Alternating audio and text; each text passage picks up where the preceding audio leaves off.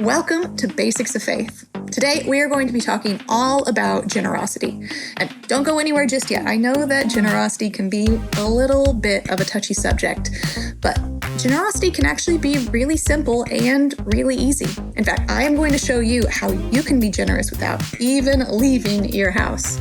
But before we do that, let's talk a little bit about what generosity even is.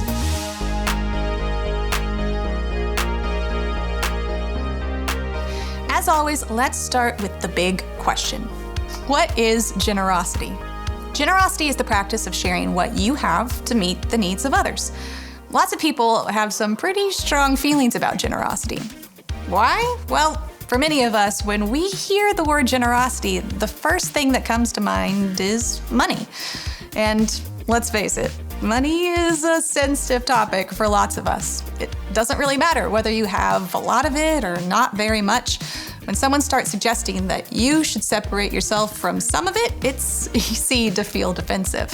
But here's the thing. If anyone's told you that generosity is just about money, they're wrong.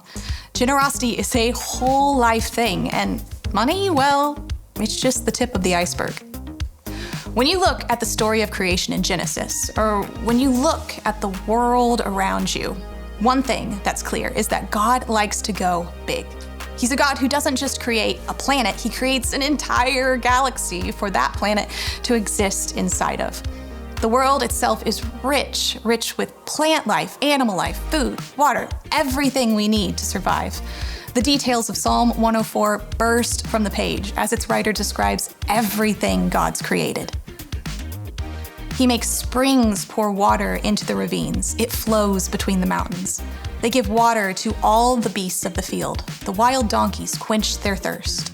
The birds of the sky nest by the waters. They sing among the branches. He makes grass grow for the cattle and plants for people to cultivate, bringing forth food from the earth. Psalm 104, 10 through 14. So, God's a big God who loves to give things to us with abundance. And when we choose to live generously and give of the time and the talents and the spiritual gifts and the resources and, yes, the money God has given us, we're connecting with His heart and doing what we were always made to do, live in the image of our Heavenly Father. There's a lot of overlap with the spiritual practice of serving here. A lot of the examples we talked about in our previous episode apply here, too.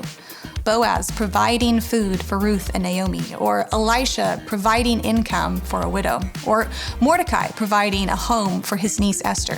Those are examples of generosity as well as serving.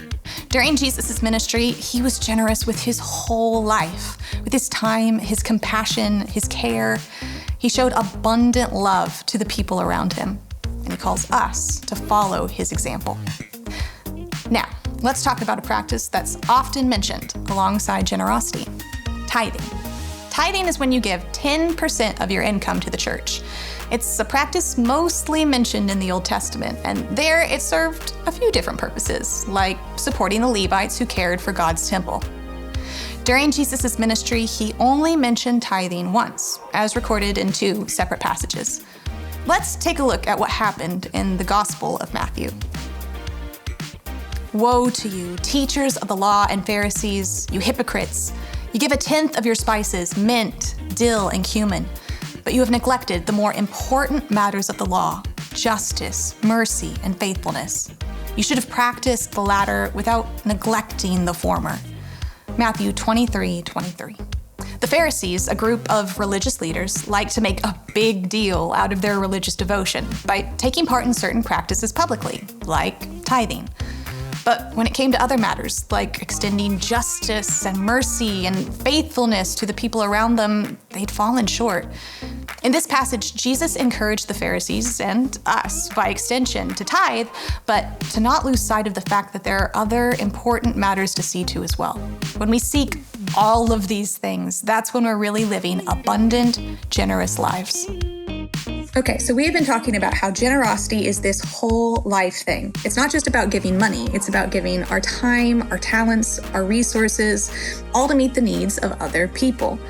And so let's look at some ways that you can be generous within the 4 walls of your own house. You could clean up after your family or roommates.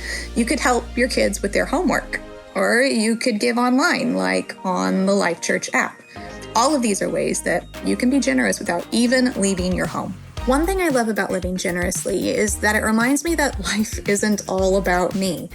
It can be easy to get focused on my life and my problems, and I end up missing out on what my friends and family have going on. Living generously, it broadens my perspective and helps me care for other people better.